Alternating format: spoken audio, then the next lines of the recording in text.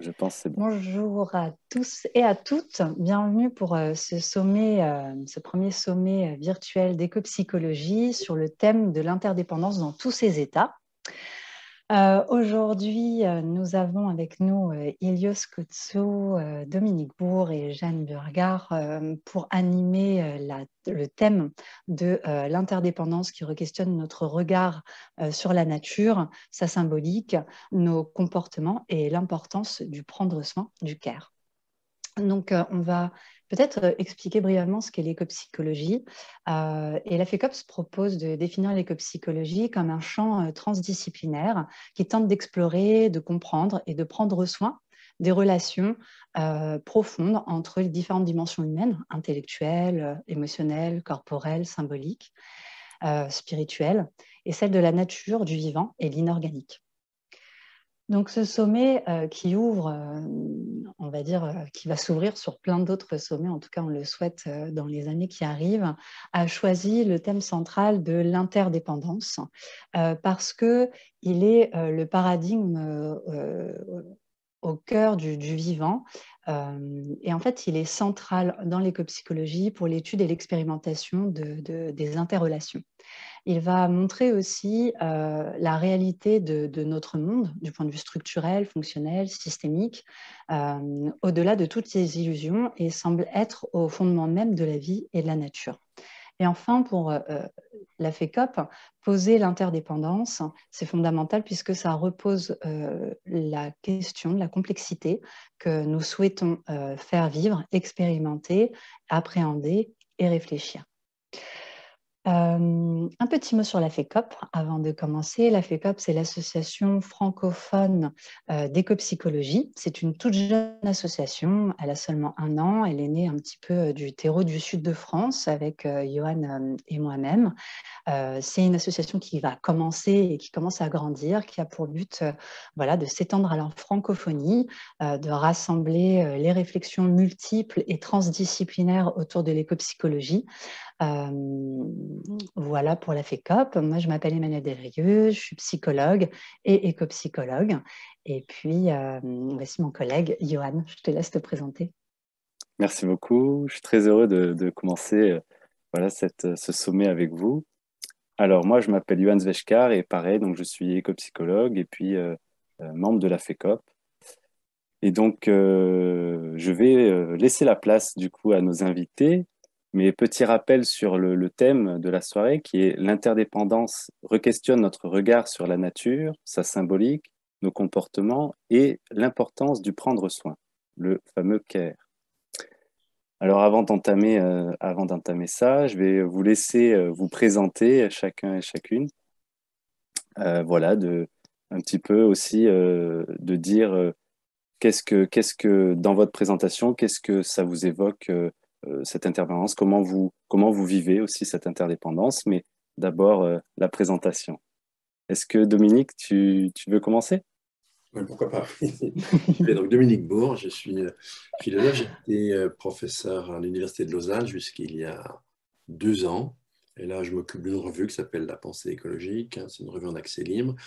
Et puis de collections aux presses universitaires de France. Alors, pour revenir au sujet de l'interdépendance, l'interdépendance, effectivement, c'est la caractéristique essentielle des écosystèmes, donc de ce qu'on appelle la nature. Mais pour nous, ce n'est pas simple parce que depuis la fin du XVIe et le début du XVIIe, on s'est mis en tête qu'on était hors nature, donc totalement indépendant, extérieur, que finalement notre principe d'existence lui-même n'était même pas naturel, on était à l'image et à la ressemblance de Dieu, et de façon très concrète, eh bien, ça nous a amené à un travail de destruction très organisée des milieux, de ce qu'on appelle la nature. Et effectivement, ce qui caractérise un peu les activités humaines, et c'est devenu évident les dernières décennies, eh bien, soit on augmente des flux et on finit par perturber des stocks qui conditionnent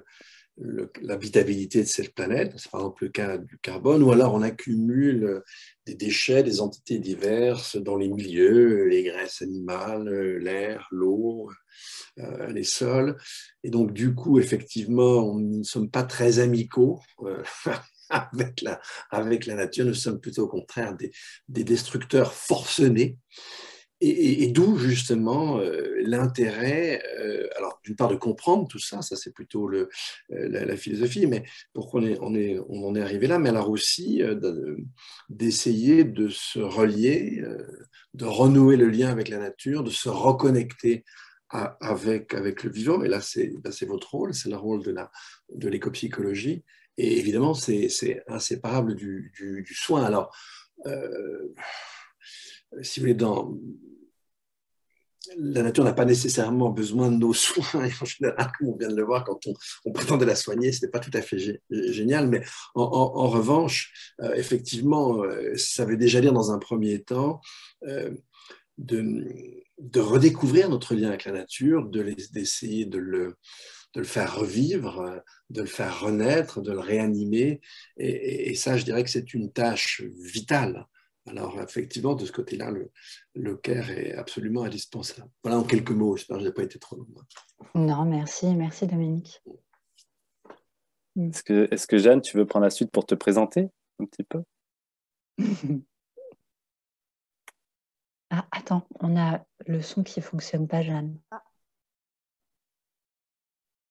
oui, c'est pas tourné dans le bon sens. Là, ça marche? Oui, ça marche. Super, Okay. Merci Jeanne. Désolée. C'est pas grave. Voilà, je m'appelle Jeanne Burgar-Goutal. Je suis philosophe, professeure de philosophie au lycée. Ces 10 dernières années, mon champ de recherche, c'est principalement l'écoféminisme. Donc, il y a un mouvement d'activisme politique, de pratique et de théorie de pensée qui est né dans les années 70 et qui articule féminisme et écologie.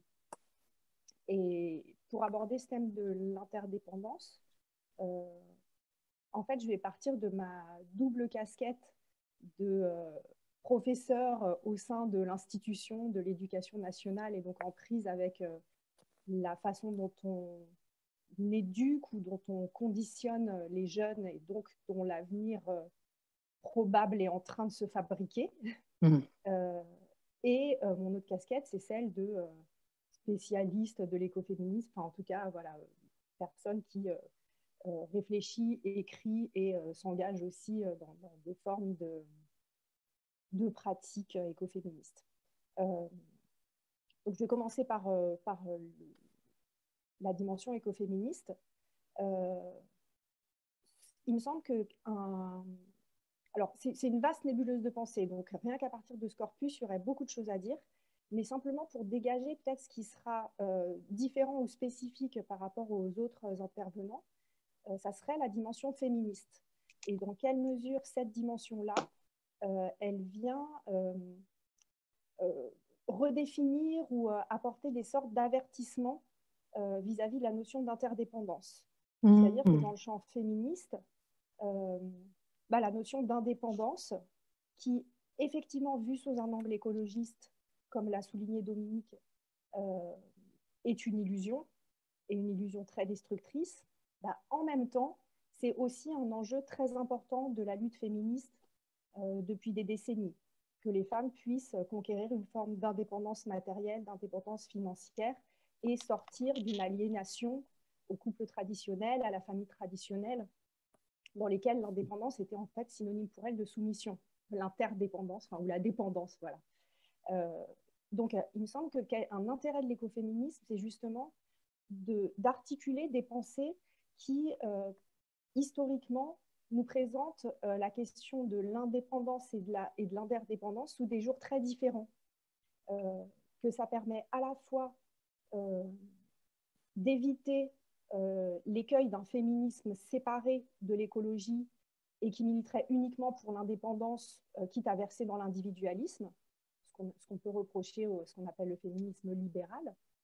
Et d'un autre côté, éviter l'écueil d'une écologie complètement séparée de ces enjeux féministes et des enjeux de justice sociale et donc de l'insistance sur la nécessité aussi, dans un certain sens et une certaine mesure, d'une indépendance des individus. Et en ce sens, le terme d'interdépendance, il me semble qu'il est très important parce que c'est ni la dualité ni l'unité. ça c'est un point sur lequel beaucoup de penseuses écoféministes insistent, elles voient que dans l'écologie profonde, déconnectée du féminisme, il peut y avoir une mystique de l'unité, de la fusion cosmique, de l'unité totale avec la nature, etc. Et elles disent, attention, le féminisme nous a alertés contre cette illusion de l'unité. Et donc l'interdépendance, c'est pas ça, c'est au contraire de la relation. Et en même temps, c'est une relation qui n'est pas non plus la dualité ou quelque chose de binaire. Donc ça me semble être une troisième voie qui est très intéressante.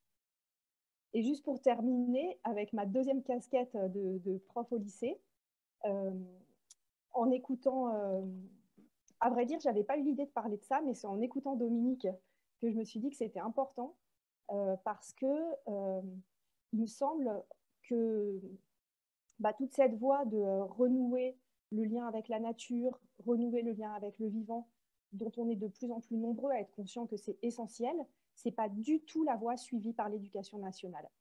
Donc, quand je vois, moi, les évolutions des dernières années, on numérise, on digitalise, on distancialise. Il y a vraiment un fantasme technologique de rupture avec tout ce qu'il y a de matériel, d'incarné. Quand on parle de créer un potager dans un lycée, où l'année dernière, j'avais une élève qui voulait élever des chèvres, tout le monde ricane. Par contre, quelqu'un qui veut être informaticien, on trouve ça super. Il n'y a plus de manuel papier, il n'y a que des manuels numériques. Et donc, en fait, c'est assez...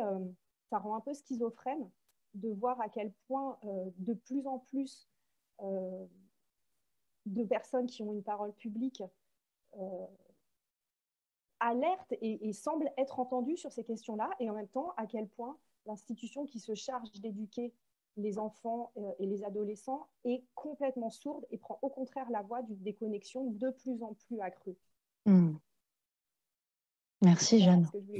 Ah, mais merci beaucoup. Ok. Est-ce que Ilios, toi aussi, tu as envie de te présenter un petit peu et voilà, te présenter voilà, rapidement et puis peut-être rebondir si jamais tu avais envie de rebondir sur ce qui a déjà été dit.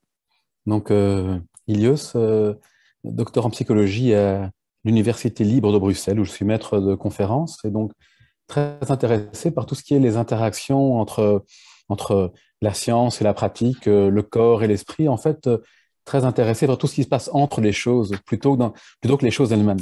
Et ce qui fait le lien avec l'interdépendance dans un monde qui a tendance à réifier, à s'intéresser plutôt à nous traiter, nous, comme des objets et des choses, plutôt que nous traiter comme des êtres en relation. C'est un petit peu, je crois, tout le sujet de ce dont on parle ici. Et donc, dans l'expérience de ma vie, je crois que ça naît aussi de l'expérience de ma vie, j'ai grandi dans un mouvement sectaire. Et puis, pour m'en sortir quelque part, j'ai cru à un moment que grâce à ma force intérieure et à mon caractère, je m'étais fait tout seul, j'avais réussi en partant de rien. Évidemment, heureusement qu'avec le recul, je me suis rendu compte que sans toutes les mains qui s'étaient tendues, je serais arrivé nulle part, évidemment. Et donc, le peu de choses que j'ai pu faire, je les dois bien plus aux mains tendues qu'à une quelconque force, résilience intérieure qui serait coupée ou déconnectée des autres. Et donc, voilà une première dimension de l'interdépendance pour moi. Et pour moi, ce qui est important, c'est d'articuler autant au niveau de la vie intérieure. Hein. Si on pense à l'écologie, la connaissance de la maison, ça serait la connaissance de la maison intérieure, une écologie intérieure, puisqu'on est peut-être une petite partie de ce grand macrocosme en souffrance, on en fait partie. Comme Dominique l'a dit, on se voit séparé de la nature, mais alors qu'on est de la nature, on est une partie de la nature. Peut-être une partie qui ne se comporte pas très bien, mais on en fait partie. Donc, cette réconciliation-là, se rendre compte qu'on en fait partie, donc une écologie intérieure, une écologie relationnelle. Je pense que c'est Jeanne qui a parlé de justice sociale. Pour moi, ça me semble être, si pas le point ou un des points centraux, en tout cas, d'une dimension d'interdépendance, cette question de justice sociale. Et évidemment, après, il y a le lien avec ce qu'on appelle peut-être la nature ou le reste du vivant, en tout cas, que ce soit les autres qu'humains ou les végétaux, et ainsi de suite. Et donc, comment est-ce qu'on articule cette interdépendance à ces différents niveaux? Et ce que j'ai aimé dans les deux interventions, c'est qu'on pointe directement à la complexité, en fait. J'ai l'impression que quand j'entends Jeanne et Dominique parler d'interdépendance, ils nous parlent de complexité, de nuances, dans un monde qui a tendance à tout simplifier, à tout binariser. On est pour, on est contre, et ainsi de suite. Alors que c'est une question, j'ai l'impression que sans avoir une sans pensée complexe, on ne peut pas répondre aux enjeux du monde de demain et d'aujourd'hui. Et bien sûr, l'interdépendance est une pensée complexe. Alors, dans ce que disait Dominique, j'ai l'impression aussi qu'on a eu quelques aides malheureuses peut-être dans cette question de penser l'interdépendance. Et peut-être que la photo du lever de terre de 1968, Earthrise, qui a marqué tellement de personnes, ça a été le début, en tout cas, d'une énorme prise de conscience. Tout à coup, on pouvait regarder la petite planète bleue de loin. Et nous, en tout cas, chacun d'entre nous, aux prises avec nos vies, le fait de vouloir nous en sortir, ou nos communautés, ainsi de suite, nous voilà tout à coup à voir la planète de loin et nous rendre compte à cette époque-là aussi, au moment de la guerre froide, ainsi de suite, que toute la planète pouvait disparaître. Mais en même temps, elle pouvait disparaître uniquement de la main d'un ou deux dirigeants un peu fous qui auraient appuyé sur le mauvais bouton. Aujourd'hui, on se retrouve face à la même problématique, mais c'est plus un dirigeant qui va appuyer sur un bouton. C'est quelque chose, comme Dominique souvent l'a montré dans ses différents écrits, de complètement incontrôlable, un grand nombre d'effets qui s'accumulent, toutes ces limites planétaires qu'on a dépassées. Et donc, nous voilà, nous les femmes et les hommes, face à une situation vraiment de très grand danger. Mais malheureusement, on ne peut pas blâmer une personne qui va appuyer sur un bouton. Et donc, cette question, c'est qu'est-ce qu'on va faire? Et l'interdépendance me semble être la première chose, c'est comme peut-être la première étape indispensable, sans prise en compte de l'interdépendance, on pourrait se dire que rien ne sera fait. Déjà, comme ça, on se demande comment on va y arriver, mais sans ça, les particularismes, les égoïsmes, qu'ils soient nationaux ou de groupes, vont l'emporter sur l'intérêt commun de la planète, me semble-t-il. En tout cas, je n'invente rien. J'espère que je ne trahis pas la pensée de Dominique qui a beaucoup travaillé et beaucoup partagé là-dessus. Voilà. Merci beaucoup à tous les trois pour cette présentation. Bon, ça y est, déjà, vous avez posé toutes les bases de ce qu'on va développer ensemble, j'ai presque envie de dire. Et j'ai envie de rebondir sur ce que vous venez de poser tous les trois, c'est-à-dire que dans cette interdépendance, il y a cette notion de complexité qu'on a besoin de poser, une complexité où on ne peut pas l'apprendre que sous l'angle écologique. On va y introduire ce que tu posais aussi, Jeanne, toute une histoire aussi du féminisme, de la place de la femme, et pas que de la femme. Il me semble aussi que dans l'écoféminisme, tu le développes bien dans ton livre. On parle aussi des autres minorités. Et c'est peut-être sous cet angle-là que j'ai envie qu'on commence à tirer le fil, si ça vous convient. Je ne sais pas si ça te va, Johan, de tirer le fil sous l'angle justement de comment on peut tisser à travers vos différentes approches à tous les trois la complexité de l'interdépendance, c'est-à-dire en quoi finalement l'interdépendance est complexe et comment peut-être avec notre esprit mais aussi notre cœur humain on peut essayer d'appréhender cette complexité.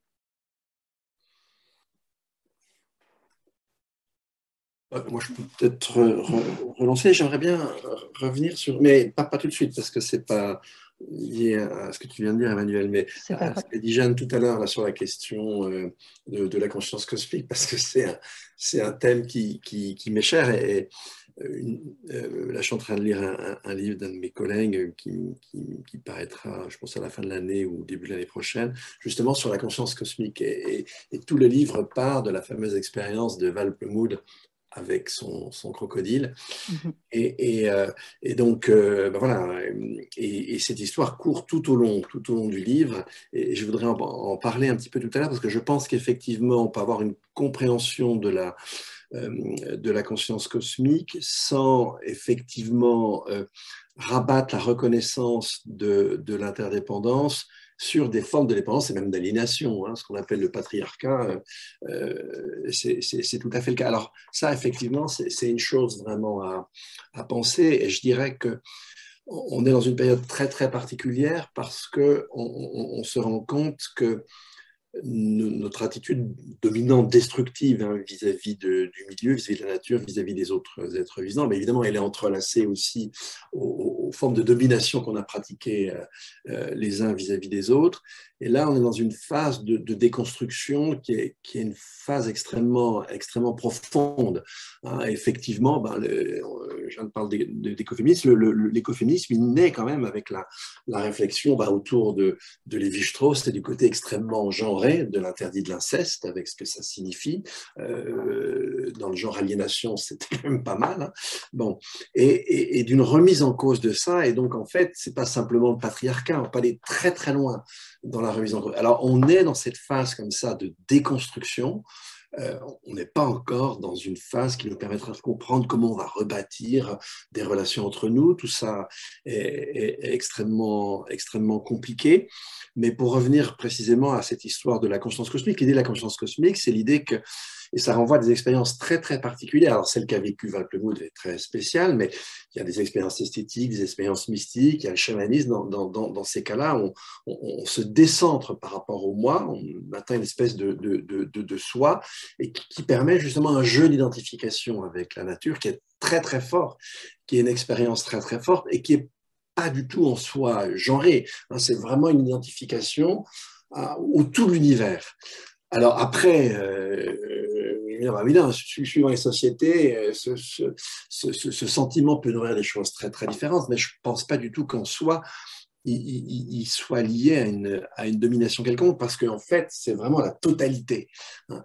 Et donc, c'est toutes les différences qui disparaissent, y compris les différences genrées. Mais en tout cas, tout ça pour dire que, voilà, on est dans cette phase très, très particulière. Il ne faut pas hésiter à aller le plus loin possible dans les manières de détricoter l'édifice, de revoir, d'être très attentif à toutes les formes de domination, etc.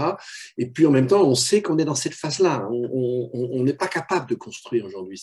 C'est pas simple. Alors il faut le faire en même temps au niveau des petits collectifs, au niveau des expériences. Il faut quand même arriver à vivre entre nous le moins mal possible, à pas retomber dans des schémas éculés. C'est pas simple. Hein. Et c'est toute la, si vous voulez, toute la période dans laquelle on est. En plus, on doit faire ça dans une ambiance générale qui est franchement pas géniale. Jeanne nous a rappelé ce qui se passe dans l'éducation nationale, c'est totalement effrayant. C'est proprement effrayant parce que précisément, on voit cet espace qui devrait avoir un minimum de neutralité qui épouse en fait carrément ce qu'on appelle l'idéologie transhumaniste, c'est-à-dire on se coupe mais totalement et c'est une espèce d'éloge radical de l'artifice, alors que précisément ce qu'on doit réapprendre, c'est à s'auto-limiter et à limiter la part et le volume de nos artifices. Et l'éducation nationale ferait vraiment rigoureusement l'inverse. Donc voilà, c'est pas simple hein, de retisser, il faut absolument qu'on apprenne à le faire, mais il faut aussi qu'on apprenne à détisser en même temps, et on doit le faire dans un contexte général qui est quand même pas tout à fait génial, avec quand même pas mal de cinglés à pas mal d'endroits. Il suffit d'écouter la télé quelques secondes avec la campagne présidentielle pour avoir envie de s'immoler par le feu. Jeanne, peut-être ouais. Oui, sur cette idée de conscience cosmique et d'identification avec le tout, c'est vrai que ce à quoi je faisais allusion, c'était au débat qu'il y a pu y avoir entre Arne Næss, donc un des fondateurs de l'écologie profonde, et Val Plumwood, que vient d'évoquer Dominique, dans lequel justement Val Plumwood alerte contre le danger de penser l'interdépendance comme unité totale. Et là, j'utilise du coup ma troisième casquette de pratiquante de yoga et peut-être future enseignante de yoga, parce que le yoga, foncièrement, c'est une pratique de l'unité, de l'union, de l'unification avec le tout. Et en même temps, il me semble que la mise en garde de Val Plumwood, elle reste importante pour saisir que peut-être que sur le plan de l'absolu, de pratiques mystiques circonscrites à certains moments, cette quête d'unité cosmique, d'accès à une conscience qui ne soit pas la conscience ordinaire du monde de l'altérité et de la séparation. Dans cette mesure-là, il me semble qu'effectivement, c'est une quête humaine qui est essentielle. Et en même temps, voilà, pour avoir vécu aussi les dangers relationnels que ça implique, il me semble que c'est important là aussi de contrebalancer et de dire que dans le domaine du relatif et des relations humaines, l'altérité, le fait qu'il y a des différences entre les gens et que ces différences, il s'agit de les respecter, que je ne suis pas toi, tu n'es pas moi, peut-être que dans des moments de communion particuliers, on fait tous un, mais qu'en fait, c'est important aussi d'avoir conscience et de respecter la séparation et l'altérité, que c'est le fondement d'une relation saine. Je crois que c'est aussi à tenir ensemble. Et il me semble que voilà, la notion d'interdépendance permet justement échapper un peu à enfin en tout cas d'échapper à vouloir être en permanence dans cette conscience cosmique, fusion avec le tout, sentiment océanique qu'on cherche notamment à travers le yoga ou à travers certaines pratiques psychocorporelles mystiques, qui est à la fois merveilleux et intenable là aussi sur le plan social, politique, de relations réelles entre les humains. Voilà, on est d'accord, hein, complètement. Et je pense que Valplume a tout à fait raison d'attirer notre attention sur des usages assez funestes qu'on pourrait faire. Et en fait, l'histoire en est pleine. Hein. On est d'accord. C'est un moment de décentrement très, très, très particulier, important, mais on ne peut rien en déduire quant à l'organisation sociale, justement. Moi, ça me fait penser un peu à ce que autrefois racontait Pierre Clastre, quand il racontait comment, quand des Amérindiens et Amérindiens se retrouvaient ensemble et chantaient, au bout d'un moment, les chants allaient vers une espèce de glossolalie. C'est-à-dire qu'en fait, ils n'avaient plus aucune signification. Et il ne liait plus du tout le chanteur ou la chanteuse aux autres, il lui permettait une espèce d'échapper. Donc, en fait, là aussi, c'est aussi un état de conscience modifié, comme là, mais on a rigoureusement l'inverse. C'est-à-dire là, on avait une échappée du groupe, et puis moi je dirais que dans le type sentiment, c'est pas le groupe, hein, franchement, toutes les différences sont à raser avec le grand tout, mais si effectivement je tire de ça un principe de hiérarchie sociale, je vais en tirer un principe de domination, et là, franchement, mon sentiment océanique, il risque d'être utilisé de façon très funeste, on est tout à fait d'accord là-dessus. Okay, alors, je ne sais pas si je redescends trop bas par rapport au sentiment océanique, mais si on pense à la question justement de la connaissance de soi ou de la présence qu'on peut pratiquer au travers de la méditation, et peu importe que ce soit de pleine conscience ou autre, hein, on s'en fiche. En tout cas, quelles que soient les pratiques, on peut se dire que c'est une possibilité, en fait, cette forme de connaissance et de présence, nous amène à être plus présent à nous-mêmes, aux autres et à la vie, mais qui, pour moi, amène justement une ouverture à la diversité. Et donc, le fait de pouvoir être davantage présent, ça articule ce que Jeanne, peut-être j'ai l'impression qu'elle a dit, Jeanne me corrigera, mais articuler l'altérité et la diversité. Mais les deux vont vraiment ensemble. C'est lorsque je suis vraiment présent, je peux être ouvert à l'autre qui peut être tout à fait différent. Et ça ne va pas de soi, puisque ce que l'on voit, c'est que dans les moments de tension, il y a énormément d'études en psycho et en psychosocial là-dessus, on a une tendance à quoi? À se replier sur ce qu'on connaît. Et donc, d'abord, le petit noyau de sa famille, sa famille, ses enfants. Et donc, on peut être tout à fait prêt à sauver ses enfants ou ceux de son groupe, mais on s'en fiche que ceux des autres crèvent. Et les études le montrent, hein, on se replie sur le groupe d'appartenance. D'ailleurs, on le voit dans les replis identitaires, par exemple, des pays, dans les moments de crise. On voit aussi dans les études en neurosciences, c'est que on voit que les centres de l'empathie sont stimulés lorsque quelqu'un à côté de nous souffre, mais ça ne marche pas si la personne est d'un groupe différent. Et donc, c'est quand même assez terrible, en fait. Ça marche très bien, l'empathie, pour les gens qui font partie du groupe auquel on s'identifie. Alors, que dire de la nature? Et une des pistes, peut-être, c'est pas la seule, comme le dit Dominique, on n'a pas de solution maintenant, mais cette manière de pouvoir se déposer, se connaître et nous ouvrir, nous permet peut-être d'étendre l'empathie à quelque chose de plus vaste, d'étendre l'ouverture à quelque chose de plus vaste. Et on sait que la rencontre, c'est ce qui permet ça. Donc, on a fait des études là-dessus. Mon empathie, elle ne s'active pas au niveau neuroanatomique pour quelqu'un d'un groupe extérieur, un migrant par exemple, mais si on me met en position de le rencontrer, et alors plus encore en position que lui m'aide, tout à coup, il y a un changement qui va se faire, et donc mon champ va s'ouvrir, et je vais considérer peut-être cette personne comme faisant partie de ma famille. Alors, je vais avoir une expression très naïve peut-être ici, mais en se disant que l'écopsychologie, pour moi, pour le peu que j'en comprenne, c'est une pratique aussi. C'est un champ d'études, c'est un champ philosophique, mais une pratique qui nous propose de faire en sorte que le monde entier devienne notre famille. Et d'un monde d'objets qui sont des objets à exploiter. Et le capitalisme vert nous dit, oui, on va exploiter mieux, mais on va exploiter pour que ça dure plus longtemps. Donc, on va les torturer, mais ils ne perdront pas leur sang tout de suite. Et comme ça, ils dureront plus longtemps à notre service. On va changer ça. Alors, je ne sais pas comment, mais en faire un monde d'êtres, ce qui est très différent, avec lesquels entrer en relation. Tout à coup, il y a un changement énorme. Et si réellement ça se passe comme ça en moi, ça change tout, en fait. Alors, je n'ai pas dit qu'il y a une solution qui apparaît, parce qu'il y a tous les enjeux économiques, écologiques, qui sont toujours là, mais tout à coup, il y a un changement qui est quel rapport de voisinage est-ce que j'entretiens avec les autres, avec peu importe comment je m'identifie, hein, que ce soit les femmes, les hommes, les autres qu'humains et le vivant, plutôt que comment est-ce que je vais exploiter mon prochain.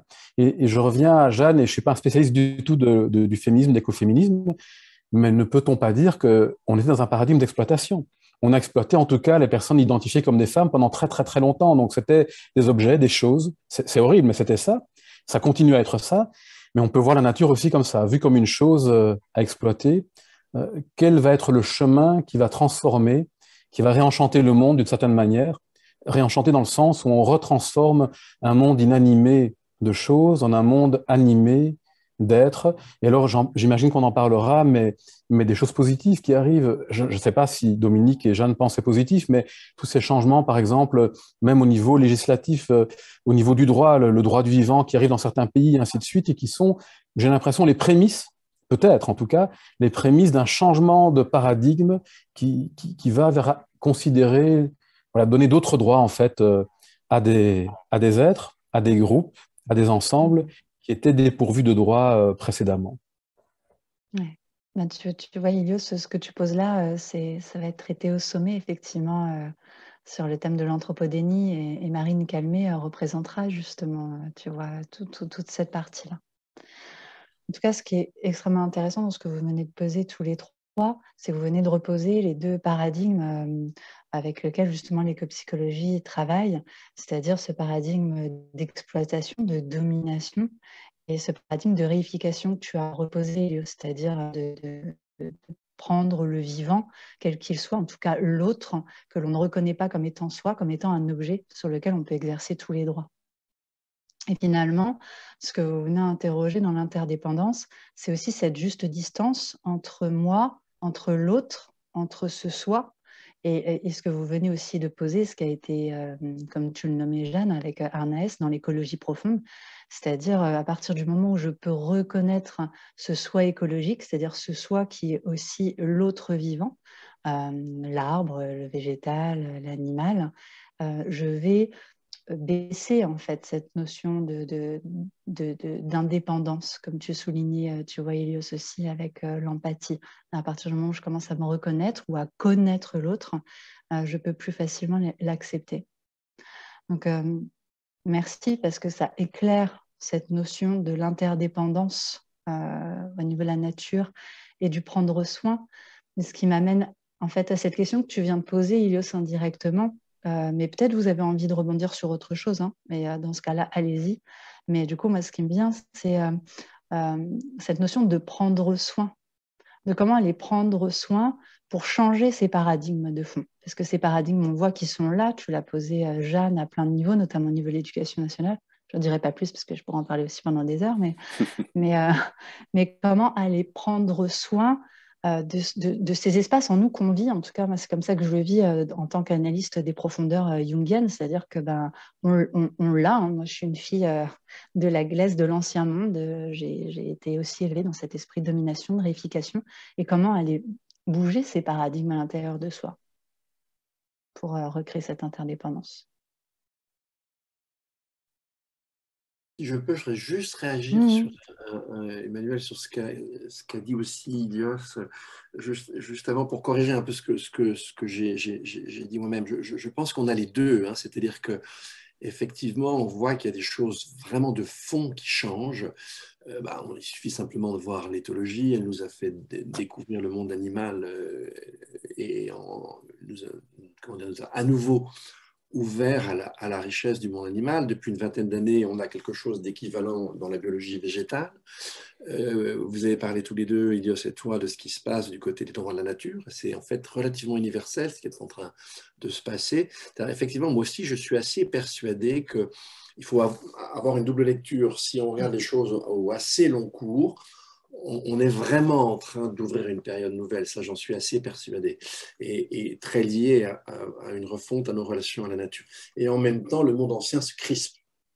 Ce crisp devient plus violent, devient plus fermé, devient plus destructeur. Il faut arriver à penser les deux à la fois. Il n'y a pas de contradiction, justement. On est simplement à des niveaux qui sont des niveaux différents. Puis je voudrais juste simplement témoigner. Enfin, moi, j'ai participé à un stage d'une association que vous devez bien connaître, Terre Éveil, et puis j'en ai animé, co-animé, parce que tout seul, j'en étais bien incapable, co-animé un autre stage, et là, avec des exercices très pratiques, hein, de reconnexion avec le vivant. Simple anecdote, hein. Je me souviens, moi, un de ces stages, j'avais un thésard de l'EPFL qui faisait une thèse en mécanique. Vous imaginez bien la mécanique. Voilà. Et au début, il disait tous ses petits copains, mais c'est des cinglés, quoi. Et à la fin, quand on est parti, on ne pouvait plus le détacher de son arbre. Voilà, il y a des. Ça aussi, c'est très important d'avoir une pratique, de tenter de se reconnecter. C'est pas toujours simple, mais il y a des exercices tout bêtes, marcher pieds nus dans une forêt. Je vous assure que ça fait de l'effet, enfin, etc. J'imagine que vous connaissez parfaitement ça. Il faut pas qu'on oublie aussi ce côté. Les jeunes a parlé du yoga. Voilà, il y a se reconnecter avec la nature, c'est très concret aussi en même temps, et il faut qu'on arrive à mailler la réflexion avec ces maillages beaucoup plus concrets. Et ce que tu dis, Dominique, ça me fait penser que la rencontre, en fait, c'est un peu ce que disait aussi Ilios. La rencontre avec l'autre est aussi primordiale, mais je pense aussi qu'il y a un mindset à avoir, enfin, avec une intention. Il faut y aller avec une intention. Par exemple, quand tu dis de se reconnecter à un arbre, de marcher pieds nus, etc., dans la forêt, ça fait bouger beaucoup de choses en nous. Voilà, ça fait lever des émotions, des pensées, des expériences qui sont très, très parlantes, très, très belles. Et en même temps, c'est parce qu'il y a aussi, je pense, le fait qu'il y a l'intention de vouloir se reconnecter. Et je prends un autre exemple. Par exemple, il y a plein de personnes qui font de l'alpinisme. Et quand on va dans les sommets les plus hauts, on voit qu'il y a des tonnes de déchets, des tonnes de choses, parce que il y a des gens qui sont allés juste faire de l'alpinisme, donc ils se sont connectés à quelque chose, mais avec une intention différente, et du coup, qui on peut saccager ces sommets, etc. Et je me dis qu'en fait, la rencontre, elle est essentielle, mais elle est à la fois corporelle dans la rencontre, dans le toucher, etc., mais aussi à la fois dans l'intention. Quelle est l'intention qui va émerger de ça, de mon acte? Et je pense que dans ce que disait Ilios aussi, et puis finalement Jeanne, ce rapport qu'on peut avoir entre hommes et femmes, par exemple, pour revenir sur la question de la domination, etc., c'est aussi l'intention qu'on y met derrière. Si on a envie de rencontrer l'autre, non pas comme une femme ou comme un homme, mais comme un être vivant, bah, il y a absolument tout qui change. En tout cas, c'est comme ça que je le perçois.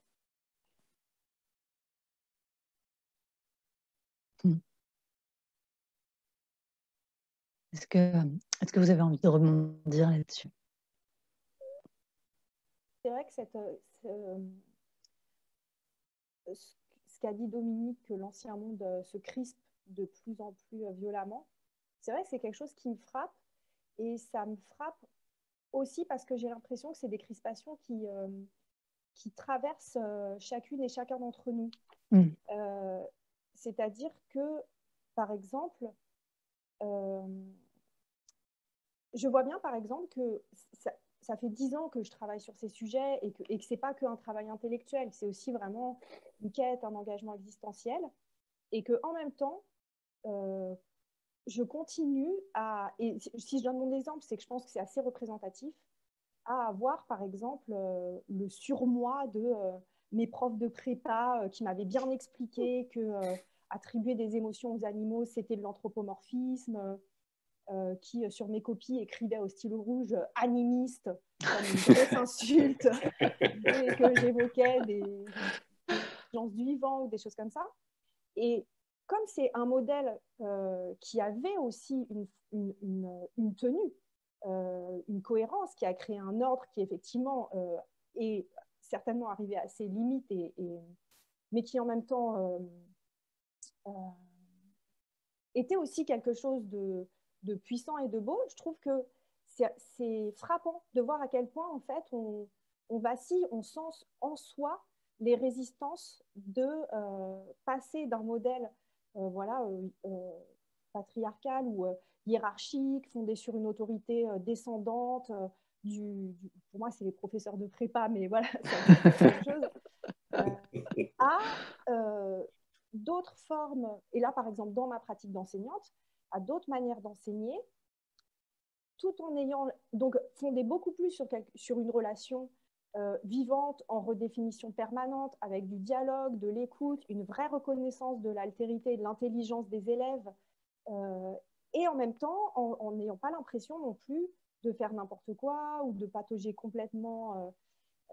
Et de la même façon, sur la question des rapports entre hommes et femmes, il me semble qu'il y a que même qu'on soit un homme ou une femme, et voilà, quelle que soit notre orientation sexuelle, forme de couple, etc., je remarque qu'il y a à la fois effectivement quelque chose de l'ancien modèle qui ne marche plus, et en même temps une forme de nostalgie. Alors ça se voit à fond dans le discours masculiniste, mais même au-delà de ça, une sorte de nostalgie ou d'angoisse de la perte d'un modèle qui, même si personnellement je serais incapable de m'y soumettre, bah, ça reste dans l'imaginaire et dans l'érotisme quelque chose qui nous a structurés et qui était une certaine indépendance, où on comprend assez bien, au moins dans les images que ça évoque, quel était l'échange, ce que la femme donnait à l'homme, ce que l'homme donnait à la femme. Et du coup, si c'est remplacer ça par deux individus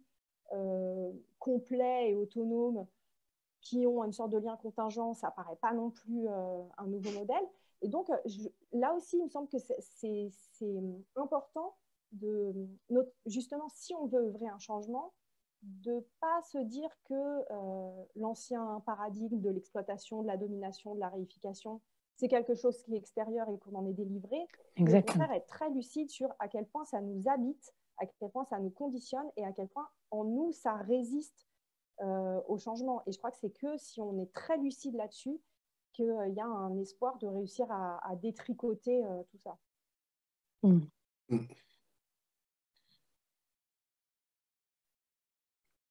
Oui, je crois que c'est très important de dire ça. Elios, tu voulais... Ah, pardon, Elios, vas-y. Vas-y Dominique, pas de problème, je dirai après. C'est très court, c'est juste dire, complètement en phase avec ce que vient de dire Jeanne. La pire des choses qu'on pourrait croire, c'est d'y être arrivé, et c'est là qu'on va faire toutes les bêtises. Le travail de détricotage, qu'il soit social, culturel, ou qu'il soit plus personnel, il est à reprendre sans arrêt, hein, et on retombe sans cesse dans les vieux schémas acculés. Il faut d'une certaine manière se méfier de soi-même. Puis en même temps, il faut bien qu'on invente, qu'on essaie de rééquilibrer nos relations, etc. Voilà, c'est ce double travail qui est incessant et qu'il faut faire en permanence. Voilà, c'est tout. Elios. C'était juste rebondir sur plusieurs choses que vous avez dites. Je pensais qu'on a parlé de yoga et de pratiques, Dominique a parlé des pratiques en éco-psychologie. Et ce que disait Johan, j'ai l'impression que ce qui nous aide, c'est la rencontre, parce que la rencontre nous amène dans la relation. Mais une vraie rencontre, il me semble qu'elle doit être incarnée donc, dans le corps. Donc les expériences que l'on fait dans le yoga, dans les pratiques d'éco-psychologie, et ainsi de suite, dans ces stages, nous permettent vraiment de vivre ça avec le corps, avec les émotions, et pas uniquement une réflexion cognitive. Et c'était aussi un lien avec ce qu'avait dit Dominique sur le transhumanisme. Le risque, me semble-t-il, d'une époque où on met tout au digital, comme dans cette crise, c'est qu'engager quelqu'un de manière digitale, et ça arrive aujourd'hui, quelqu'un qu'on n'a jamais vu, et d'ailleurs, ils coupent même les caméras parce que souvent, les réseaux ne sont pas assez bons, donc on engage quelqu'un sur un bout il n'y a même plus de papier d'ailleurs, sur un CV électronique, et puis on le vire comme ça. Et toute la complexité de la situation d'une femme ou d'un homme, qui est quand même une femme ou un homme dans un contexte, avec une famille, avec des difficultés, parfois avec des maladies, avec tout un ensemble de choses dont on prenait parfois compte, sans s'en rendre compte peut-être. Et là, tout disparaît dans un monde digital où la seule chose qu'il y a, en fait, on peut se demander est-ce qu'il y a une différence entre la personne qu'on engage ou une machine qui ferait le même travail. On va évaluer, engager, évaluer, virer. Et donc, il y a une forme de déshumanisation. J'ai l'impression que dès qu'on supprime la dimension relationnelle du monde, on déshumanise le monde, en fait. Le monde redevient, j'ai déjà dit, un monde de choses. Et donc, on se coupe alors, justement, par rapport à ce que disait Jeanne, de tout ce qui est différent. Différent en termes de ce qu'on perçoit comme genre, comme orientation sexuelle, mais même des gens qui souffrent, des gens à la marge. On peut le voir avec les réfugiés. C'est terrible, en fait. C'est tellement banal et trivial ce que je dis, mais comment est-ce possible encore aujourd'hui, avec tous les discours qu'on a fait pendant la crise du coronavirus, des soi-disant appels à l'altruisme des gens qui seraient vaccinés seraient des gens altruistes, et au même moment, on laisse des réfugiés dans les rues. Au même moment, en Belgique, dans notre pays riche, il y avait des femmes et des enfants à la rue. Sans toit, il y en a dans nos rues françaises, et ainsi de suite. Et donc, il y a comme une coupure. On parle d'altruisme, et au même moment, et alors bien sûr, l'état de la planète, des autres qu'humains qu'on torture, et ainsi de suite. Et je pense que c'est Jean-Jacques Wittezal qui disait que les murs ne seront jamais assez hauts pour nous protéger des exclus, et on le voit de plus en plus. Et donc, comment fait-on pour penser un monde dans lequel la relation nous permet de ne pas exclure les gens qu'on voit comme étant délinquants, différents, et ainsi de suite. Et donc, cette interdépendance, et là, je mettrais une toute petite nuance par rapport à ce que tu disais, Johan, ou Emmanuel, je ne sais pas si vous avez dit la construire, mais j'ai l'impression qu'il n'y a rien à construire. L'indépendance, comme l'a dit Dominique, c'est un fait, c'est le fait premier du vivant, et donc, c'est pas qu'on doit la construire, c'est on doit juste s'en rendre compte. Et elle est là, sans interdépendance, on ne vivrait pas. Donc, c'est un fait, ce qui est tellement fou, c'est un fait tellement évident, et pourtant qu'on oublie. Moi, je parle de moi personnellement, je l'oublie alors que c'est une évidence. Donc, je suis toujours dans un... J'ai pas le recul pour me rendre compte de ça. Et donc, retrouver ça, c'est retrouver aussi, peut-être c'est trop global, mais le fait qu'on est sur un même vaisseau, tout le monde, hein, et que abîmer le vaisseau sur lequel on est tous en train de naviguer, ça ne va pas être une très bonne idée vu comme ça. Je crois que c'est Bateson, que j'aime vraiment beaucoup, un des penseurs qui m'a vraiment beaucoup marqué, qui disait, en parlant de nous, les humaines et les humains, il disait, celles et ceux qui vivent dans des maisons de verre, et surtout celles et ceux qui partagent des maisons de verre, feraient bien d'hésiter à se lancer des pierres. Et ce que vous dites, en fait, c'est dans les moments de tension, on a l'impression que tout le monde se lance des gros cailloux. Belle image. Mm. Mm.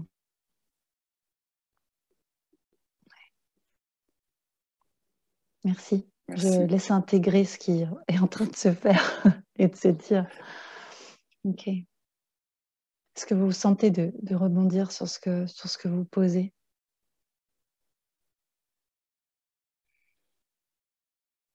Moi, ça m'amène à ce que je rebondis sur ce que tu viens de poser, Ilios, c'est-à-dire cette relation. Finalement, dans le titre que l'on a, c'est prendre soin. Comment aller prendre soin? Et dans ce que vous avez posé, Dominique et Jeanne, et je vous rejoins complètement sur le plan expérientiel, tant individuellement qu'avec tous les patients que je suis, c'est-à-dire que c'est vraiment ce que Trismégis dit, ce qui est en haut est en bas et ce qui est en bas est en haut. Et finalement, les transformations sociales, elles s'impliquent vraiment en nous. Et les changements paradigmatiques s'œuvrent profondément en nous avec toutes les tensions que ça génère. Et comment aller prendre soin de ces transformations à l'intérieur et de prendre soin de l'état relationnel que l'on a en fait déjà avec nous-mêmes, dans nos propres différences, mais aussi avec les autres. Est-ce que vous avez peut-être des pistes d'expérience que vous avez vécues ou que vous vivez qui vous aident à prendre soin de la relation?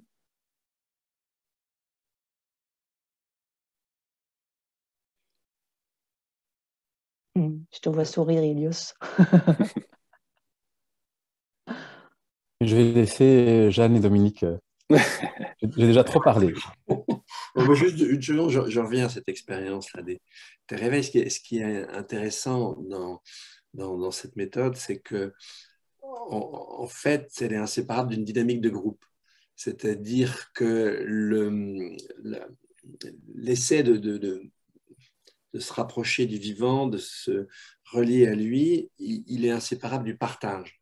C'est-à-dire chaque fois qu'on fait des expériences comme ça, plus intimes, il y a toujours un moment de partage derrière. Et effectivement, le côté aussi dynamique de groupe est important. Donc, on a vraiment les deux. C'est-à-dire qu'à la fois, on essaye de développer ces apex comme ça, hein, ce qui nous permet de capter le monde naturel qui nous entoure. Et en même temps, c'est inséparable d'une reliance à l'intérieur du groupe et du partage qu'on peut avoir dans le groupe. Et si ça part mal là-dessus, le côté intériorité ne marchera pas non plus. C'est ça que je trouve assez intéressant dans ce genre d'expérience. C'est juste ce témoignage que je voulais donner, c'est tout. Ok, merci Dominique. On t'entend pas, Jeanne. Ah, de nouveau? Ah si, c'est bon. Ouais, bon, désolée. Hein. C'est pas grave. Oui, j'aimerais bien aborder cette notion de prendre soin, là aussi éclairée avec l'angle écoféministe, puisque dans l'écoféminisme, comme dans beaucoup d'autres courants féministes, la notion de soin, alors souvent on dit en anglais de care, est vraiment une notion centrale, voilà, qui a été travaillée par beaucoup de penseuses et de collectifs. Et quelque chose qui me paraît intéressant dans cette approche, c'est que ça politise vraiment cette question du soin et du care. C'est-à-dire que dans l'idée de prendre soin, et quand on la pose simplement sur un plan moral ou éthique, il me semble qu'on peut voilà, se gargariser de beaux discours sur voilà, le partage, que c'est beau de prendre soin, qu'il faut prendre soin les uns des autres. Un truc un peu comme si on était à la messe. Et moi-même, j'aime les beaux discours, mais simplement, si on regarde la réalité concrète de qui prend soin au sens de qui effectue le travail de care, voilà, c'est des femmes sous-payées, surexploitées, qui sont généralement soumises à des temps partiels imposés, qui multiplient les petits boulots, qui ne sont pas reconnues. Alors, pendant le premier confinement, il y a eu cette espèce de truc un peu étrange de taper sur les casseroles à 20 heures pour les infirmières, les aides-soignantes, les caissières, les puéricultrices, je pense, pendant cette période, elles ne devaient pas travailler, mais bon, on aurait tapé sur des casseroles, les personnes travaillant dans les EHPAD, etc. Et ces métiers du care, en tant que catégorie socio-professionnelle, selon les statistiques, c'est à 97% des femmes et des femmes pauvres, des femmes de catégorie sociale précaire, beaucoup de femmes racisées, immigrées, beaucoup de femmes sans papier. Et donc, je pense que ça ramène aussi la conscience de l'humilité de en quoi ça consiste de prendre soin. C'est pas uniquement quelque chose de beau ou de noble. Prendre soin, ça suppose aussi de prendre soin de corps vulnérables, de corps malades. Ça suppose de se faire passer réellement au second plan, ce qui est très difficile. Et voilà, là aussi, dans les sortes de dissonance ou de schizophrénie de notre société, il me semble que cette importance des travailleuses du care et du travail du care aussi dans la sphère domestique et de façon non rémunérée, on considère qu'à 80% les tâches domestiques sont encore effectuées par les femmes. On le sait de plus en plus. Là, ces derniers temps, il y a eu plusieurs films qui revalorisent un petit peu ou qui visibilisent ces travailleuses-là. Il y a eu Debout les femmes de François Ruffin ou Ouistreham récemment. Et en même temps, là aussi, le discours moral ne va pas de pair, voire peut-être fait obstacle à une valorisation financière, économique, politique très concrète de ces métiers. Et il me semble que peut-être il y a quelque chose aussi d'équivalent dans une certaine mesure quand on parle de prendre soin de la nature, puisque dans l'écoféminisme, il y a l'idée de prendre soin à la fois des humains entre nous et aussi de la nature, alors avec toutes sortes de difficultés philosophiquement autour de ce que ça signifie et en quoi la nature aurait besoin qu'on prenne soin d'elle. Mais par exemple, très concrètement, si on fait un potager, par exemple, ou si on plante des choses, par exemple, bon là aussi je prends un exemple personnel, mais moi je n'ai pas du tout appris dans mon enfance à faire un potager, j'ai appris à faire des dissertations. Et bon, récemment, j'ai commencé à planter des choses, etc. Et en fait, je me suis aperçue que pour que ça fonctionne, là aussi, la posture d'humilité, d'observation, de patience, de subordonner son rythme au rythme d'une plante, et du coup de renoncer à voyager tout le temps, pas arroser les jours où on a la flemme d'arroser, que c'est vraiment un apprentissage très intense, quoi, et qui va à rebours de nos habitudes, qui sont un peu des habitudes d'enfants capricieux, ou en tout cas on aimerait bien, et dans une certaine mesure, c'est comme ça que la société et la publicité nous éduquent. Donc voilà, cette sorte de consentement à prendre soin, il me semble qu'il faut aussi reconnaître dans toute la difficulté et le côté les mains dans le cambouis que ça implique. Ouais, tout à fait. Dominique? Oui, je voudrais juste rebondir sur ce que vient de dire Jeanne, ça me fait penser à quelque chose. Effectivement, prendre soin, c'est prendre soin d'autrui, d'un autre être humain, d'un animal, etc. Mais prendre soin de la nature, là je pense par exemple au projet de forêt primaire de Francis Allais. Parce que ça, je trouve ça très intéressant parce que précisément, ça montre bien ce qu'il faut qu'on apprenne avec la nature, c'est lui foutre la paix. Et son idée de refaire une forêt primaire, c'est précisément de ne rien faire. Alors, c'est plus rapide à partir d'une forêt qui existe encore, mais je viens de parler tout à l'heure de patience, oui, ça va durer de 7 à 10 siècles. Bon. Et puis, si on part d'une forêt qui n'existe pas du tout d'un saut nu, ça peut être même plus long. Et donc, c'est ça qu'on doit, nous autres, les êtres humains, apprendre. Parfois, il faut savoir ne rien faire. Et ça, je crois, alors surtout en tant qu'occidentaux, on a vraiment, vraiment du mal. Le forestier occidental, c'est celui qui a pensé pendant des siècles que sans lui, la forêt allait mal. Enfin, c'est un pur délire, quoi. La forêt, elle a des dizaines de millions d'années, centaines avant nous. On n'a pas attendu les hommes pour exister. Et quand ils sont là, au contraire, c'est pas totalement vraiment génial, quoi. Par quelques peuples, mais bon. Donc, c'est aussi important dans l'histoire du prendre soin, de savoir effectivement le décliner de façon de façon très différente. Et peut-être que le soin ultime, c'est de ne rien faire. Alors, évidemment, ça n'a pas de sens quand autrui souffre, mais de manière générale, par rapport à la nature, ça a un sens très fort.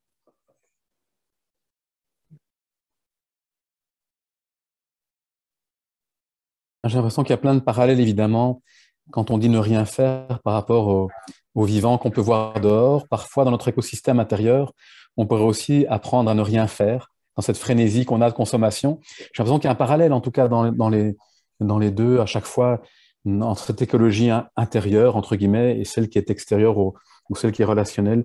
Et je pensais aussi à l'articulation à chaque fois entre tout ce qu'on raconte, ce que tu viens de dire, Jeanne.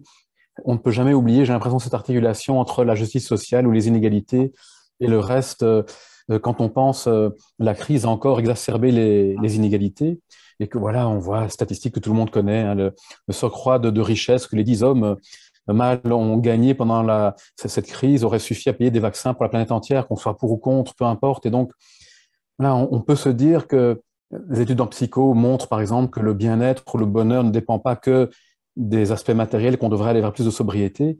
Mais si on ne pense pas à la justice sociale, c'est un discours fou, en fait. Alors qu'au même moment, sur la planète, 8 personnes possèdent plus que la moitié la plus pauvre et qu'il y a énormément d'inégalités de genre, de race, et ainsi de suite. Et donc, voilà, n'importe quel discours peut devenir caricatural, j'ai l'impression, lorsqu'il n'est pas complété, voilà, à chaque fois de manière complexe. On peut se dire c'est très bien d'aller vers le moins, mais il y a des personnes qui n'ont déjà rien. Donc, comment est-ce qu'on articule cette question du moins qui est essentielle en reconnaissant que ceux qui n'ont rien, ben, ce n'est pas eux qui ont besoin de moins. C'est peut-être nous qui avons trop. Et donc, voilà. Et non, il n'y a pas de solution. Moi, je ne la connais pas, celle-là. Mais c'est sûr. Et puis, en termes de conséquences des inégalités, les travaux que je crois qui sont connus aujourd'hui de Wilkinson et Pickett, ou Pickett et Wilkinson, et qui sont incroyables quand même, qui montrent en termes de santé publique générale, les inégalités sont en lien avec tout, les troubles psychiatriques, les homicides, mais aussi le recyclage. Et donc, les inégalités sont très mauvaises pour la santé des populations et de la planète. Et pourtant, ça n'a pas l'air d'être le point sur lequel on travaille aujourd'hui. Il suffit de voir les chiffres, les inégalités explosent. Et donc, il me semble difficile d'imaginer qu'on renverse notre relation aux autres et à la nature sans travailler en même temps de manière radicale, et je ne sais pas comment. Je sais pas, là, par contre, je n'ai aucune idée de comment on va commencer sur cette question des inégalités.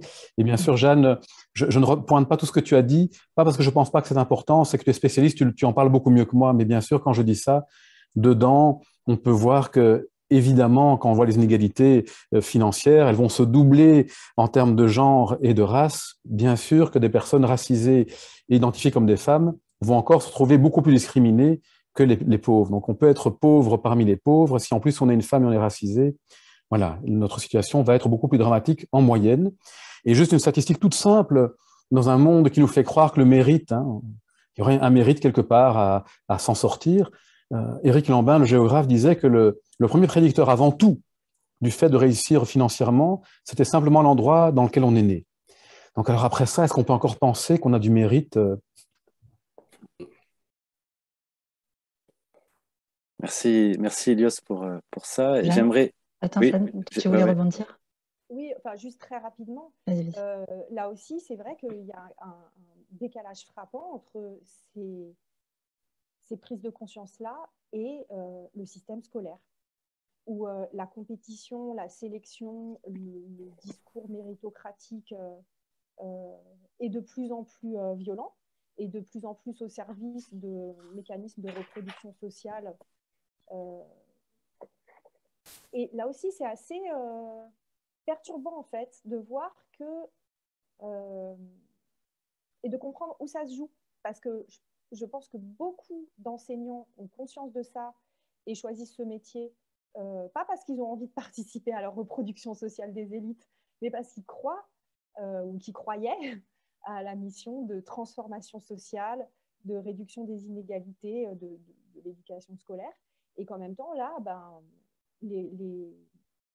toutes les réformes, et ce n'est pas que des réformes ponctuelles d'un ministre, il me semble que c'est vraiment une tendance qu'on peut retracer, de Parcoursup, voilà, des nouvelles manières de classer, hiérarchiser, sélectionner les élèves, là aussi vont vraiment à rebours de la reconnaissance de l'interdépendance entre les différents métiers, par exemple, ou entre les différentes catégories de la population, et dans le sens d'une sélection de plus en plus brutale et inégalitaire.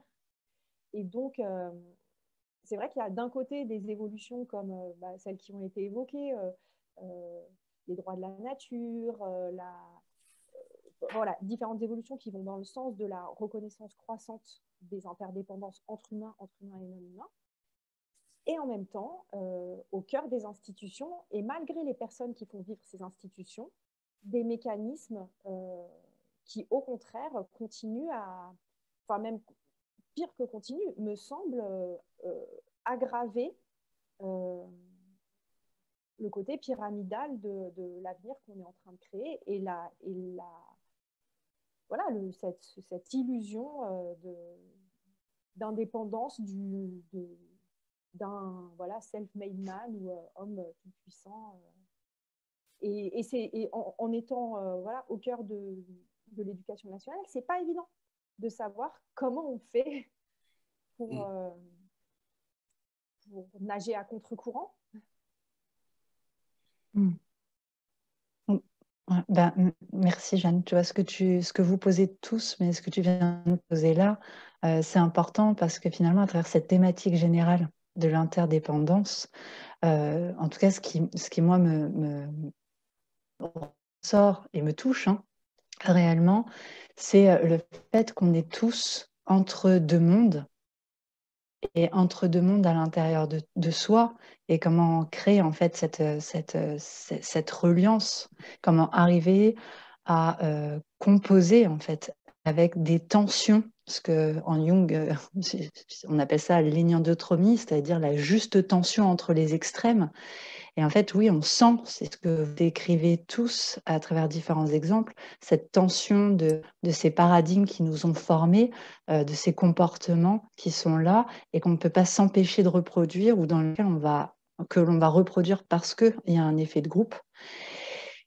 Et ce que l'on sent, ce que l'on sait devoir faire différemment ou que l'on vit autrement dans les expériences, C'est vraiment fort, en fait, ce que vous êtes en train de poser tous les trois, parce qu'on se rend compte que finalement, cette interdépendance, alors que, comme tu l'as posé, Ilios, elle va de soi, puisqu'elle fait partie intégrante, finalement, du vivant, du point de vue structurel, fonctionnel, systémique, et pour autant, elle ne l'est pas dans notre quotidien à plein de niveaux. Et c'est effectivement la question de comment on peut s'accompagner à aller vers ces transformations qui doivent peut-être intégrer aussi ce qu'est l'ancien monde, c'est-à-dire comment aller intégrer ces différences.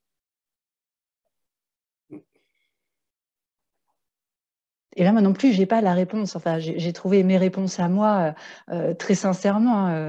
Je veux dire, s'il y a 2 ans et demi, je suis tombée dans l'éco-psychologie, pour moi, ça a été 3 runes qui sont arrivées comme ça. Éco, psyché, logos, pouf, ça s'est aligné. Je me suis dit, mais c'est l'eureka. Pour moi, c'était encore un processus de transformation profonde qui faisait un écho, comme tu le disais, Hélios, à prendre soin de cette maison intérieure, de tous ces mondes dans lesquels j'ai été formée pour aller vers une reliance qui n'est pas évidente parce que je suis les 2 pieds sur terre dans cette réalité. Je vis aussi ma fille qui est à l'école, je vis aussi les mêmes problèmes que tout le monde avec, tiens, on va manger comment? Comme tu l'as posé, Jeanne, moi aussi, j'ai découvert ce qu'était jardiner. Je me dis, ouf, c'est pas si facile que ça. Et on est obligé de réapprendre des gestes premiers, réapprendre de la sagesse aussi qu'on a oublié. Et en fait, on est vraiment dans un vrai processus de transformation intérieure, en même temps que ce monde nous renvoie parfois au contraire, de la résistance à la transformation. Et tout ça, effectivement, c'est pas évident. Et moi, ce que vous venez de poser tous les trois, c'est je vous remercie parce que c'est vraiment le reflet, je ne sais pas comment les personnes qui vont voir vos interactions vont le vivre. Mais en tout cas, c'est parlant parce que c'est vivant. Ce que vous posez là, ce n'est pas déconnecté de ce que tous les humains sont en train de vivre. C'est en reliance profonde avec ce qui se passe sur le plan social, sur le plan humain, mais aussi sur le plan des autres vivants. Je vous remercie beaucoup pour ce que vous venez de poser tous les trois. Je ne sais pas comment vous le vivez, ou peut-être ce que vous avez besoin de rajouter par rapport à cette thématique. Tu as fait une belle conclusion, je trouve. Merci. Une belle conclusion. Moi, j'aurais mis un petit mot sur les pratiques et à couper si jamais c'est en trop, en se disant par rapport à tout ce qu'on a partagé, si on revient juste à l'humain et à son cerveau, on pourrait dire beaucoup sur le bug humain, comme disait Sébastien Boller, du cerveau, mais de manière plus simple, on pourrait dire qu'il y a 3 grands systèmes de motivation, les travaux de Paul Gilbert et Tania Singer, qui nous disent qu'il y a un système qu'on voit très souvent stimulé aujourd'hui au niveau social et individuel, c'est celui de la menace. Et donc, c'est la peur et puis l'agressivité. Et on peut même attaque, fuite et ainsi de suite. Et on voit l'hormone qui est reliée à ça, le cortisol, qui amène beaucoup de stress. Et c'est le système qu'on voit très, très dominant, surtout en période de crise, au niveau individuel et collectif. Puis un autre système qu'on voit très fort activé, celui du statut, des possessions, du statut social, de la compétition, et dont l'hormone, voilà, c'est juste pour l'anecdote, mais c'est la dopamine. Et heureusement, et on voit où ces 2 systèmes nous ont conduits. Le système de domination d'une part, et le système en même temps de compétition et de vouloir avoir plus que les autres d'autre part. Ça a été la ruine de la planète. C'est très simplifié, mais on voit ces 2 systèmes-là à l'œuvre depuis longtemps. Et heureusement, on voit qu'il y a un autre système, biologiquement aussi, qui est celui de l'affiliation. L'hormone, on la connaît, c'est l'ocytocine, l'hormone du lien. Et ce qu'il y a d'incroyable dans les études, c'est qu'on voit que le fait d'activer ce système va désactiver les 2 autres. C'est comme un antidote. Et quand on voit ce que dit Dominique, ce que dit Jeanne, alors évidemment, ce que je dis est une toute petite chose, ce n'est pas une solution, mais on peut se dire l'éducation à la compassion, à l'empathie, à l'altruisme, et ainsi de suite, c'est une éducation au lien, à la reconnexion à nous-mêmes, aux autres et aux vivants. C'est agir comme antidote aux 2 systèmes beaucoup trop activés qui nous ont amenés là où on est. Et dans les pratiques d'éco-psychologie, en tout cas comme moi je les vois, parmi tout ce qu'il y a d'incroyable au niveau des émotions et de la prise de conscience, il y a aussi 2 grands domaines au niveau de la connexion. Un qui passe par la gratitude, le premier point quand on fait ce travail de Joanna Macy, de la spirale qui relie. Et donc c'est cette gratitude, cette reconnexion qui passe par l'émerveillement qu'on a pour la beauté de la Terre. C'est incroyable, non? Le fait d'être vivant et d'avoir cet univers incroyable Moi, je me souviens de ce qu'on avait partagé au Schumacher College, tous ces petits éléments qui nous disent, tiens, si on n'était pas à cette distance-là exactement de la Terre, trop proche, on est brûlé, trop loin, on est gelé. Si la Lune n'avait pas cette inclinaison-là, il n'y aurait pas les saisons. Donc, il y a tellement de conditions qui ont permis notre vie magique, le fait de s'en rendre compte.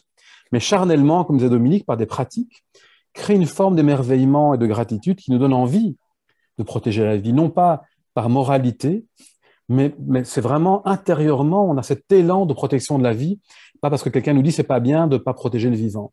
Et puis il y a l'autre pendant, bien sûr, qu'on peut appeler compassion, empathie, compréhension, amour et ainsi de suite. Et le fait de cultiver ça aussi, voilà, c'est directement construire les conditions qui font qu'on puisse mieux vivre ensemble. Et ça intègre cette empathie, cette compréhension, ça intègre la diversité, ça intègre l'autre, ça intègre la différence. Et donc, je me dis, ces pratiques-là, ce sont des petites pistes pour construire le monde de demain, avec le fait d'embrasser les arbres, bien sûr. Et là, comme tu disais, d'intégrer le vieux monde, c'est un petit détail, mais on peut aller embrasser un arbre dans une dimension chamanique, mais on peut le faire en étant une occidentale, un occidental très, très rationnel, en se disant, le fait de parler à un arbre, c'est pas toujours pour que l'arbre me réponde, si je ne suis pas chaman, mais simplement parce que le fait de lui parler est le signe que je traite comme un vivant, comme un être, et non pas comme une chose. Et donc, je peux être tout à fait rationnel et j'ai pas besoin.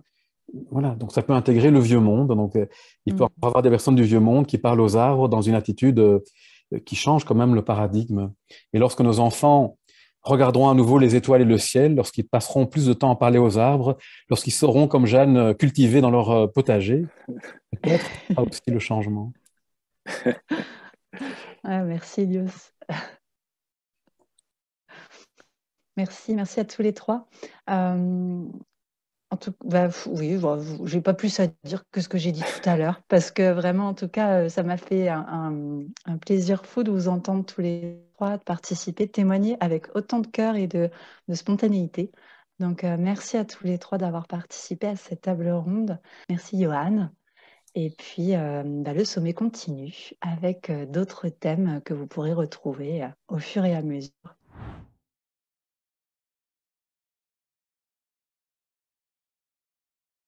Je sens que toutes les étoiles palpitent en moi. Le monde jaillit dans ma vie comme une eau courante. Les fleurs s'épanouiront dans mon être. Tout le printemps des paysages et des rivières monte comme un encens dans mon cœur, et le souffle de toute chose chante en mes pensées comme une flûte.